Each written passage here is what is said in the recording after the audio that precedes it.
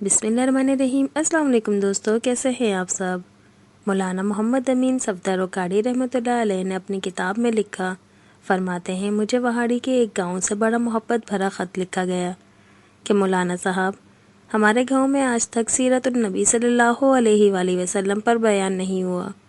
हमारा बहुत दिल करता है आप हमें वक्त अनायत फरमा दें, हम तैयारी कर लेंगे। मैंने मोहब्बत भरे जज्बात देकर ख़त लिख दिया कि फ़लाँ तारीख को मैं हाजिर हो जाऊंगा। दिए गए वक्त पर मैं फ़कीर ट्रेन पर से उतरकर तांगे में बैठकर गांव पहुंच गया तो आगे मेज़बानों ने मुझे हदिया पेश करके कहा, मौलाना साहब आप जा सकते हैं, हम बयान नहीं करवाना चाहते। वजह पूछी तो बताया कि हमारे गांव में 90% कादियानी हैं। वो हमें धमकियां देते हैं कि ना तो तुम्हारी इज्जतें, ना माल, ना घर बार महफूज रहेंगे अगर सीरतुन्नबी सल्लल्लाहु अलैहि वसल्लम पर बयान करवाया तो। मौलाना हम कमज़ोर हैं, गरीब हैं, तादाद में भी कम हैं, इसलिए हम नहीं कर सकते। मैंने लिफाफा वापस कर दिया और कहा, बात तुम्हारी होती या मेरी होती तो वापस चला जाता।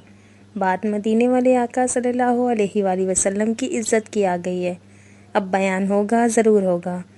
वो घबरा गए कि हज़रत आप तो चले जाएंगे, मसला तो हमारे लिए होगा। मैंने कहा, इस गांव के आसपास कोई डंडे वाला यानी बासर या गुंडा है। उन्होंने बताया कि गांव से कुछ दूर नूरा डाकू रहता है, पूरा इलाका इससे डरता है। मैंने कहा, चलो मुझे ले चलो नूरे के पास। जब हम नूरे के डेरे पर पहुंचे, देखकर नूरा बोला, आज खैर है, मौलवी केवें आ गए ने। मैंने कहा कि बात हुजूर सल्लल्लाहु अलैहि वसल्लम की इज्जत की आ गई है, तुम कुछ करोगे। मेरी बात सुनकर नूरा बिजली की तरह खड़ा हुआ और बोला, मैं डाकुर ज़रूर हूँ पर बगैरत नहीं हूँ। वो हमें लेकर चल निकला। मस्जिद में 3 घंटे बयान किया मैंने और नूरा डट कर खड़ा रहा। आखिर में नूरे ने यह कहा कि अगर किसी ने मुसलमानों की तरफ आंख उठाकर भी देखा तो नूरे से बच नहीं सकेगा। मैं वापस आ गया। कुछ माह बाद मेरे घर पर एक आदमी आया, सर पर उमामा, चेहरे पर दाढ़ी, ज़बान पर दुरूद पाक का वेड़। मैंने पूछा, कौन हो। वो रोकर बोला, मौलाना मैं नूरा डाकू हूँ। जब इस दिन मैं वापस घर को लौटा, जाकर सो गया। आँख लगी ही थी, प्यारे मुस्तफ़ा करीम सल्लल्लाहु अलैहि वसल्लम मेरे ख्वाब में तशरीफ़ लाए। मेरा माथा चूमा और फरमाया, आज तूने मेरी इज्जत पर पहरा दिया है, मैं और मेरा अल्लाह तुमसे खुश हो गए हैं। अल्लाह ने तेरे पिछले सब गुनाह माफ़ फरमा दिए हैं। मौलाना साहब, इसके बाद मेरी आँख खुल गई तो सब कुछ बदल चुका था। अब तो हर वक्त आँखों से आंसू ही खुश्क नहीं होते।